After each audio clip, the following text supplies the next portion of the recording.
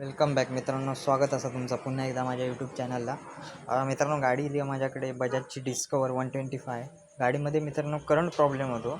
गाडी अचानक बंद पडली, म्हणजे लावलेली असताना ती परत चालूच झाली नाही. तर मी चेक केलं होतं गाडीत मित्रांनो करंट नव्हतो. हा तीच सी डी आहे. सी डी आय कुणीतरी याचं बदललेलं होतं बघा.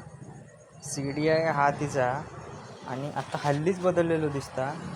तरी पण मित्रांनो म्हटलं आधी ट्राय करूया. मॅग्नेट साईडने ट्राय केलं आहे. मॅग्नेट साईडने करंट येतो तो प्रॉपर. हा बघा मॅग्नेटचा सॉकेट, मल्टीमीटर लावून वायर वगैरे लावून पूर्ण टेस्ट केलं आहे, प्रॉपर चेकिंग केलं आहे. शेवटी मित्रांनो प्रॉब्लेम सी डी आयमध्येच होतो. C D I as a unit आहे मित्रांनो.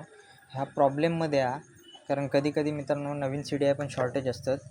मग मी काय केलं आहे, आता कस्टमरचं कॉस्ट जर वाचवचं असतात तर मी एका आता हिट केलं आहे.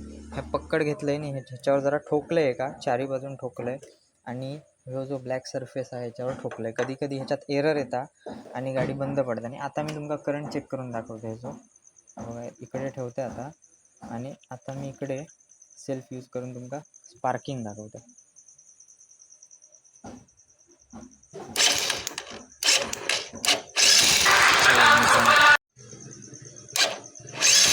हो बघा मित्रांनो, करंट इकडे स्पार्क होताना तुमका दिसत असतात. तर असं मित्रांनो इश्यू होतो काय झालेलो. आता ह्या शॉर्टकटमध्ये मी याचं काम करून दिलं आहे. पण ह्या केसेसमध्ये मित्रांनो सी डी आय चेंज होता. पण आता सी डी आय न चेंज करता आता त्याने चेंज केला ना म्हटल्यावर आता काय बोलणार. तर खर्च पण त्याचा भरपूर आहे. तर आता त्याच कॉइलवर मी गाडी चालू केलं आहे. भेटूया नेक्स्ट व्हिडिओमध्ये. तोपर्यंत व्हिडिओ लाईक, शेअर आणि सबस्क्राईब.